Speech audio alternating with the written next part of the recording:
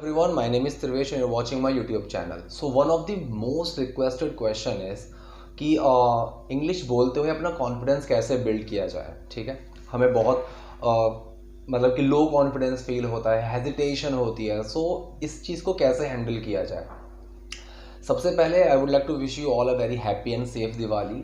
Celebrate safely, social distancing का भी ध्यान रखिए और जो भी अपना फैमिली के साथ है क्वालिटी टाइम स्पेंड कीजिएगा, आराम से सेलिब्रेट कीजिए, फील हैप्पी, बस यही है. और अभी इस वीडियो में मैंने आपके लिए 11 ऐसे पॉइंट निकाले हैं. एक्चुअली मेरा मन था कि मैं कुछ ज़्यादा पॉइंट्स निकाल पाऊँ, लेकिन एक्चुअली इन 11 पॉइंट्स के अंदर ही सब कवर हो चुका है. ठीक है, जो भी मैं चाहता हूँ बताना वो इन 11 पॉइंट्स के अंदर आ गया है. So I would like to share these points with you. I hope ये आपके लिए गिफ्ट हो सकता है दिवाली का मेरी तरफ से. तो आप ध्यान से सुनिएगा क्योंकि ये पॉइंट्स ऐसे हैं जो मैंने खुद ऑब्जर्व किए हैं, मैंने देखे हैं लोगों में कि अगर ये चीज़ होगी तो इनका कॉन्फिडेंस बिल्ड होगा, कहाँ पे उनको प्रॉब्लम आ रही है. So the main thing is I have observe कि लोगों को कहाँ प्रॉब्लम आ रही है, कहाँ उनका कॉन्फिडेंस नीचे जा रहा है. So if we are working on those points कि जहाँ पे आपका कॉन्फिडेंस नीचे जा रहा है, अगर हम उस चीज़ के ऊपर ही काम करेंगे तो रीज़न ही ख़त्म हो जाएगा कॉन्फिडेंस नीचे जाने का और आप कॉन्फिडेंट होंगे. तो दोनों ही तरीके से कि कहाँ पे कॉन्फिडेंस आपका नीचे होता है और किन चीज़ों से आपका कॉन्फिडेंस बिल्ड हो सकता है, उन दोनों चीज़ों को मर्ज करने के बाद, कंबाइन करने के बाद मेरे पास ये 11 पॉइंट्स आए हैं which I am going to share with you now. So the first point is be small but right. ठीक है, ये पहला पॉइंट है, बी स्मॉल बट राइट. कि आपको ना ज़्यादा एक साथ बोलने का कोई प्रेशर नहीं है.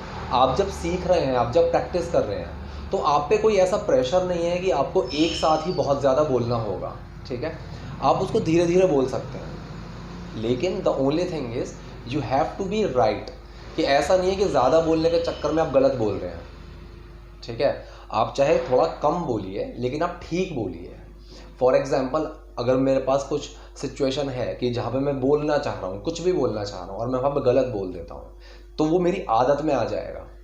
ठीक है, और वो मेरी आदत में ऐसे आ जाएगा कि कभी भी मैं कॉन्फिडेंटली बोल पाऊंगा लेकिन मैं उस चीज़ को गलत बोल रहा हूँगा. और वहाँ पे अगर किसी ने मुझे टोक दिया कि तुम इस चीज़ को गलत बोल रहे हो, ऐसे नहीं होती है, so I will be in self doubt कि यार मैं तो हमेशा से ऐसे ही बोलता आ रहा हूँ, तो क्या मैं हमेशा से गलत बोलता आ रहा हूँ. तो ये चीज़ कॉन्फिडेंस को बहुत ख़राब कर देंगे.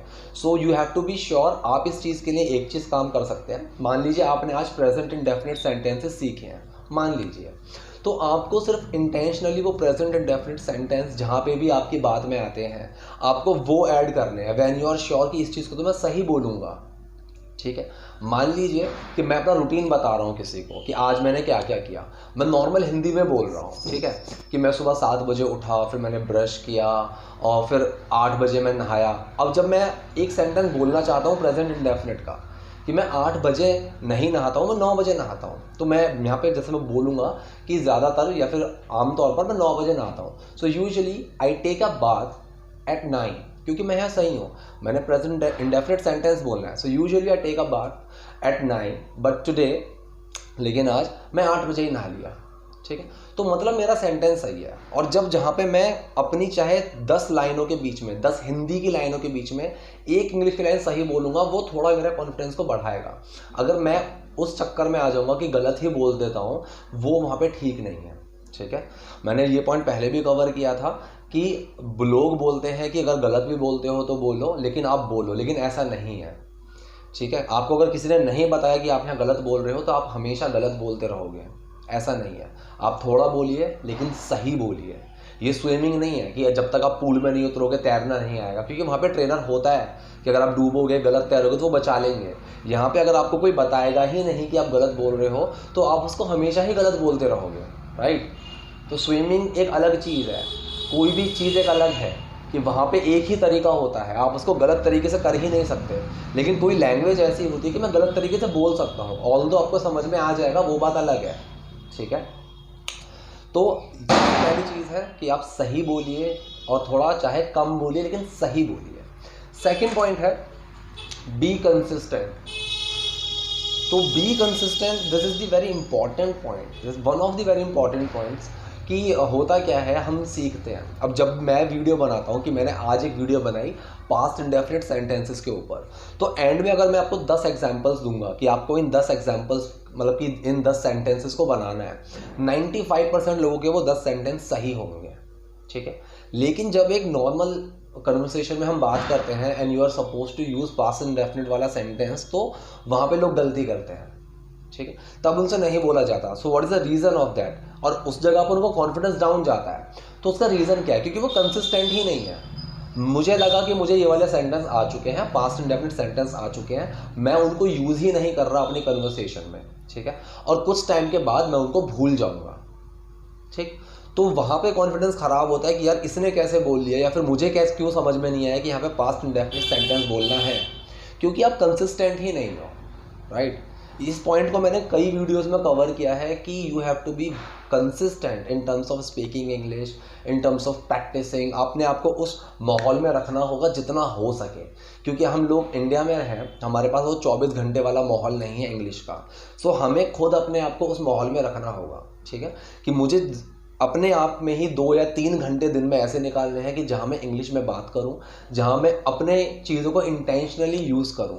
So first I will use those things intentionally, और कुछ टाइम के बाद वो मेरी आदत में आ जाएगा, और अनइंटेंशनली अनविलिंगली ही वो मेरे मुंह से निकलेगा, तो वहाँ पे मेरा कॉन्फिडेंस बिल्ड होगा। लेकिन उस सिचुएशन में जाने से पहले you have to cover these parts, right, कि आपको छोटे छोटे चीज़ें उनको कवर करना होगा। So you have to be consistent अपनी प्रैक्टिस पे, अपनी स्पीकिंग स्किल्स पे, अपनी गलतियों पे you have to be consistent, ठीक है। ये था मेरा दूसरा पॉइंट। तीसरा पॉइंट है स्माइल। अब ये थोड़ा अजीब हो सकता है, लेकिन होता क्या है, जब आप एकदम से कहीं बोलने वाले होते हैं, कोई इंटरव्यू चल रहा है या फिर कोई प्रेजेंटेशन है, या फिर आपसे कोई एकदम से आगे कुछ पूछ ले, तो आप एक हड़बड़ाहट, हेजिटेशन, ठीक है, नर्वसनेस, वो सारी चीज़ें हो जाती हैं। So you have to calm down that nervousness, ठीक है। आप स्माइल कीजिए, और जब भी आप किसी चीज़ का रिप्लाई करने वाले हैं, आप अंदर से शांत रहिए सबसे पहले, ठीक है, तब आप उसका आराम से रिप्लाई दे पाएंगे, वरना आप उसकी हड़बड़ाहट में आपने उसमें मिस्टेक करेंगे, ठीक। सो फॉर एग्जांपल, अगर मैं कुछ बोलना चाह रहा हूँ, ठीक, आपने मुझसे पूछा, मतलब कि हम दोनों की कुछ बात चल रही है, और मैं वहाँ पे, एक तो है कि मैं सीरियसली होके सोच के जवाब दे रहा हूँ, तो वहाँ पे मैं गलती करूँगा, लेकिन मैं एक स्माइल के साथ हूँ आपके साथ, okay, so that's not a problem for me, you can also do this. तो मैं यहाँ पे शांत हूँ, राइट। तो ये चीज़ आपके कॉन्फिडेंस को बिल्ड करेगा कि जब आप स्माइल कर रहे हैं किसी चीज़ को, तो आपको सामने वाले की बात भी आराम से समझ में आएगी, और आप अपने आप को एक टाइम दे रहे हैं कि ठीक है, मुझे बोलना क्या है। आप चाहे हिंदी में ही बोलिए, कि अगर मुझे कुछ भी बोलना हो, हम मूवी की बात कर रहे हैं, तो मैं अपने दोस्त से बोल सकता हूँ, यार चल सकते हैं मूवी देखने के लिए, लेकिन how about going for a dinner, ठीक है। उस चीज़ में मैं शांत हूँ, ठीक है, दैट्स योर कॉल कि मूवी के लिए चल सकते हैं, लेकिन I am thinking that we should go for the dinner, और वहाँ पे एक नया रेस्टोरेंट खुला है। इस तरह से जब हम बात करेंगे एक शांत होकर स्माइल के साथ, तो that will boost your confidence, कि आपको खुद लगेगा कि सामने वाले को लग रहा है कि मैं कॉन्फिडेंट हूँ, कि मैं कंफर्टेबल हूँ। और जब आपको ये लगता है ना कि सामने वाले की नज़रों में आप कंफर्टेबल हैं, तो आपका कॉन्फिडेंस बिल्ड होगा, ठीक। फोर्थ पॉइंट है मेरा, टेक टाइम, स्पीक स्लो। ये पॉइंट मैंने पहले भी कवर किया हुआ है। ज़रूरी नहीं है कि आपको एक साथ तेज बोलना है। जब भी कोई आप चीज़ एक साथ बोलेंगे और तेज बोलेंगे, वहाँ पे आपकी नर्वसनेस साफ साफ दिखेगी। मैं कह रहा हूँ कि आप सही भी बोल रहे हैं, ठीक है। अब जैसे मैं हिंदी बोल रहा हूँ, तो मैं धीरे बोल रहा हूँ और टाइम लेके बोल रहा हूँ, ठीक। आप चाहे सही भी बोलें, लेकिन सामने वाले को आपकी नर्वसनेस साफ दिखेगी। फॉर एग्जाम्पल, मेरा एक इंटरव्यू चल रहा है, ठीक है, और इंटरव्यू में मैं बता रहा हूँ अपने बारे में। So I did my graduation in 2017, then I move to Delhi and I join this company on this designation. Since then I have been working with this organization, it's been 5 or 6 years I have been working with that organization. तो यहाँ पे ना, जब मैं एक साथ बोले जा रहा हूँ, सेंटेंसेस मेरे ठीक हैं, स्ट्रक्चर्स मेरे ठीक हैं, लेकिन सामने वाले को मैं कॉन्फिडेंट नहीं लगूंगा, ऐसा लगेगा कि मैं कोई रटी हुई चीज़ बोल रहा हूँ। So you don't have to present yourself इस तरह से कि आपको सामने वाला जज करे कि ये कोई चीज़ रट के आया है। जब भी हम कोई चीज़ ऐसी बोलते हैं जहाँ पे हम कंफर्टेबल हैं, वी ऑलवेज टेक टाइम। मैं इस चीज़ को ऐसे भी बोल सकता हूँ। So you see, in 2017 I did my graduation from XYZ college.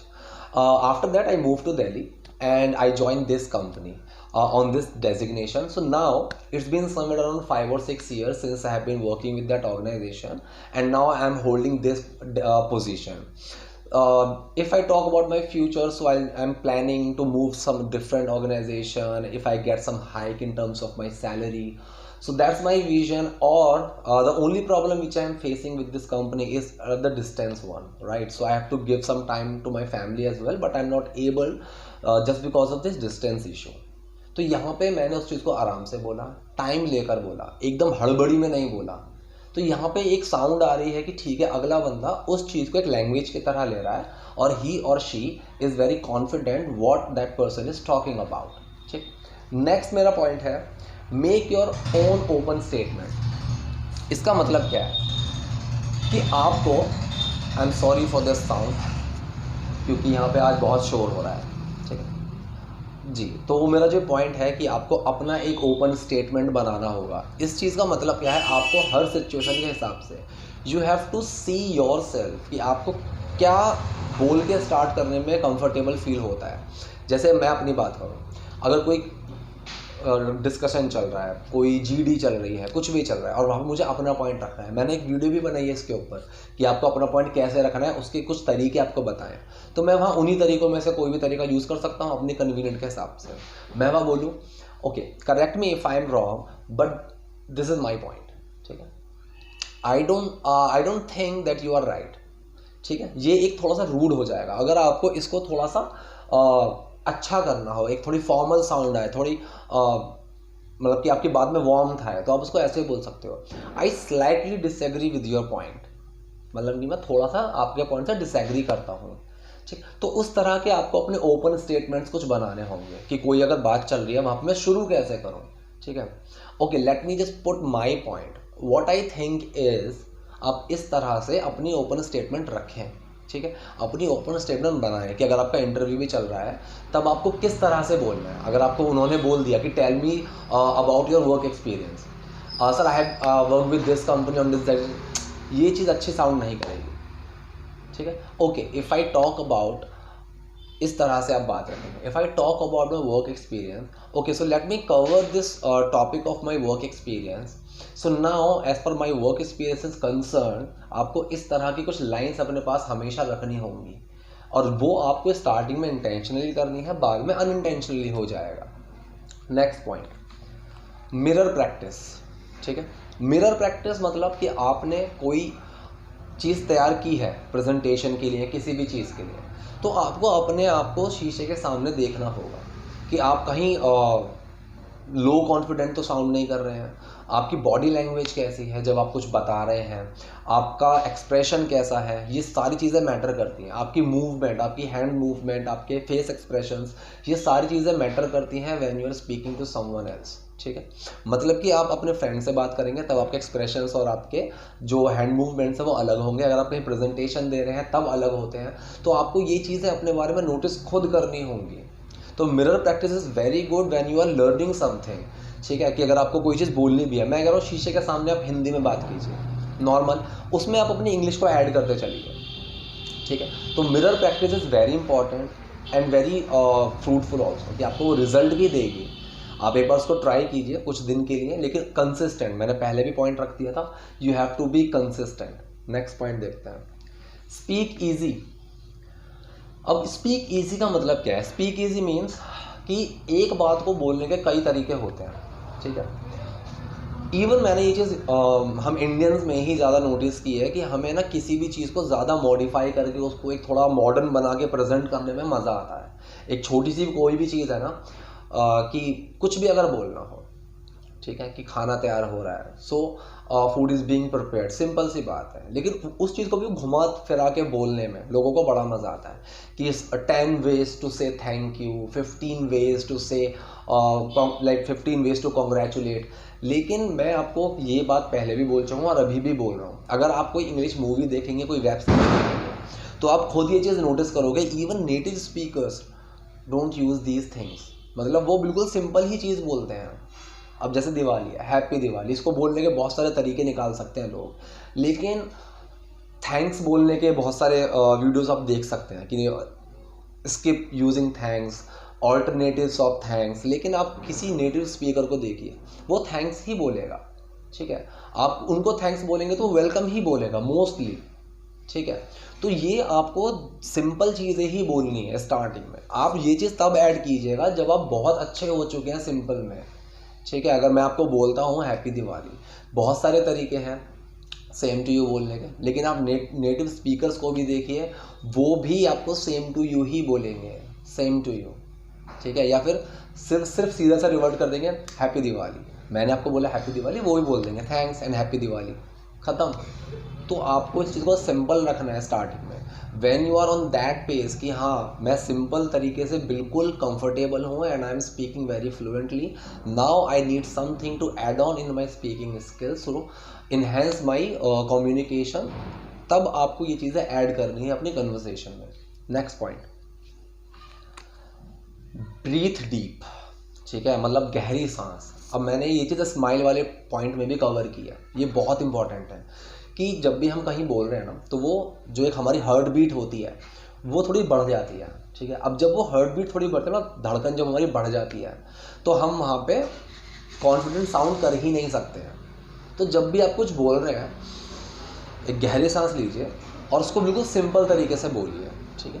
होता क्या है, मेरे साथ भी हुआ है बहुत साल पहले, मेरे साथ मेरे फ्रेंड्स के साथ मैंने खुद नोटिस किया कि अगर हम कहीं जा रहे हैं और कोई एकदम आगे पूछ ले can you please tell me the way to this address, तो वहाँ पे एकदम से समझ में नहीं आता है। तो वहाँ पे आपको ऐसे सिचुएशन में सबसे पहले शांत रहना है। अगर आपको इंग्लिश में नहीं आ रहा, आप हिंदी यूज़ करिए, ठीक है, लेकिन बिल्कुल सिंपल चीज़ यूज़ कीजिए। एड्रेस मैंने देखा, okay you do one thing, go straight then take left, आप इस तरह से बताइए, take second left, take first left, तब आप सीधे जाइएगा, आपको यहाँ पे ये मिलेगा, ओके, टेक राइट टर्न, आप इस तरह से बताइए। So you have to be very calm. और जब भी आप कहीं कुछ बोलने वाले हैं ना, तो हमेशा एक लंबी सांस लीजिए। लंबी सांस जब लेंगे तो आप किसी भी बात को आराम से, ईजिली, वेरी स्मूथली आप उसको प्रेजेंट कर सकते हैं, और वो स्मूथनेस ही आपको कॉन्फिडेंस दिखाता है, ठीक है। That smoothness is very important when you are there और when you are anywhere to put your point, to put your presentation for anything. तो ये शांत होना ही बहुत इंपॉर्टेंट है, यही कॉन्फिडेंट होता है, यही कॉन्फिडेंस होता है, सॉरी, ठीक है, और यही आपको कॉन्फिडेंट बनाता है, ठीक। So whenever you are suppose to say anything, start using simple words, start taking time, keep a deep breath, keep your blood pressure low, and always try to keep a smile on your face. So that smile and that calmness, that smoothness will build your confidence, and the person who is listening to you, वो इंसान भी आपको confident ही समझेगा, ठीक। Next point, speak native plus English. Starting में क्या होता है, अगर मैं आपको ये बोल दूँ कि आपको सब कुछ इंग्लिश में बोलना है, आपको 2 मिनट तक लगातार इंग्लिश में बोलना है, नहीं बोल पाते हैं, मोस्टली लोग नहीं बोल पाते हैं, ठीक है, क्योंकि काफ़ी चीज़ें ऐसी होती हैं we are not comfortable with, we don't know how to use, we don't know how to speak, we don't know how to merge these sentences, हम उस चीज़ में कंफर्टेबल नहीं हैं। लेकिन मैं आपको पहले भी ये एडवाइस दे चुका हूँ कि अपने नेटिव लैंग्वेज में प्लस आप इंग्लिश लैंग्वेज बोलना स्टार्ट कीजिए। मैं कुछ भी आपको समझा रहा हूँ, अगर मुझे लग रहा है कि चलो ठीक है, मैं हो सकता है यहाँ पे गलती कर सकता हूँ, ठीक है, लेकिन मैं क्या करूँगा, मैं अपनी इंग्लिश और हिंदी दोनों को मिक्स कर दूंगा। मैंने जैसे एड्रेस बताया कि ठीक है, you go straight then take first left, आप सीधे जाएंगे तो आपको वहाँ पे एक मंदिर दिखेगा, टेक राइट टर्न, ठीक है। तो इस तरह से मैं कुछ भी अगर बताता हूँ, मैं अपना डेली रूटीन बता रहा हूँ कि ठीक है, मैं सुबह 5 बजे उठता हूँ या फिर मैं 6 बजे उठता हूँ, then I take my breakfast, तो आपको अपनी लैंग्वेज में प्लस इंग्लिश लैंग्वेज को यूज़ करना है ताकि आप कंफर्टेबल हों।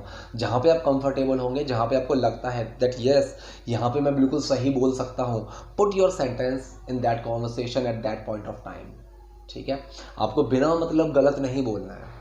सो स्टार्टिंग में use your native language plus English both, and then after some time just see where you are not comfortable, कि आप इन चीज़ों में तो कंफर्टेबल हो, but you will get to know that in which points you are not comfortable, then start working on those points also, so that you will be comfortable through the complete language, ठीक। Next point मैंने पहले भी बताया था, 5x10 rules.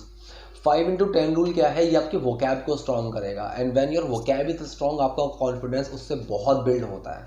सो 5x10 rule ये है कि आपको डेली 5 वर्ड्स लेने हैं और उन 5 वर्ड्स को इंटेंशनली 10 बार यूज़ करना है।